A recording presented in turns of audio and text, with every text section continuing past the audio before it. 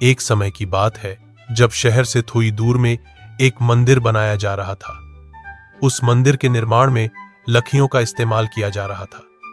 लकड़ियों के काम के लिए शहर से कुछ मजदूर आए हुए थे। एक दिन मजदूर लकड़ी चीर रहे थे। सारे मजदूर रोज दोपहर का खाना खाने के लिए शहर जाया करते थे। उस दौरान 1 घंटे तक वहां कोई भी नहीं रहता था। एक दिन दोपहर के खाने का समय हुआ तो सभी जाने लगे। एक मजदूर ने लकड़ी आधी ही चीर थी, इसलिए वह बीच में लकड़ी का खूंटा फंसा देता है ताकि दोबारा चीरने के लिए आरी फंसाने में आसानी हो।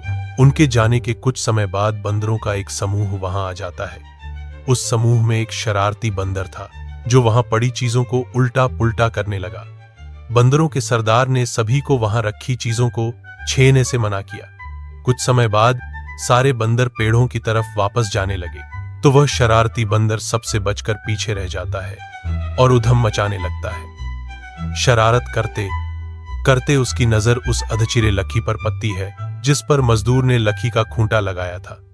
खूंटे को देखकर बंदर सोचने लगा कि उस लकड़ी को वहां पर क्यों लगाया है, उसे निकालने पर क्या होगा। फिर वह उस खूंटे को बाहर निकालने के लिए खींचने लगता है।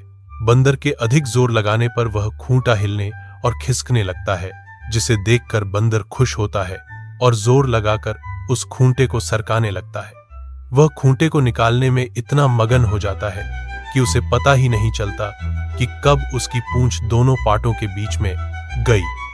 बंदर पूरी ताकत के साथ खूंटे को खींचकर बाहर निकाल देता है। खूंटा निकलते ही लकड़ी के दोनों भाग चिपक जाते हैं और उसकी पूंछ बीच में फंस जाती है।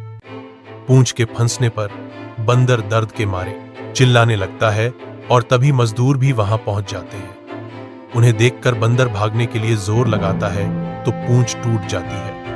वह चीखते हुए टूटी पूंछ लेकर भागता हुआ अपने झुंड के पास पहुंच जाता है। वहां पहुंचते ही सभी बंदर उसकी टूटी हुई पूंछ देखकर हंसने लगते हैं। कहानी से सीख। इस कहानी से हमें यह सीख मिलती है कि हमें न तो दूसरों की चीजों के साथ छेड़छाड़ करनी चाहिए और न ही उनके काम में दखलंदाजी करनी चाहिए।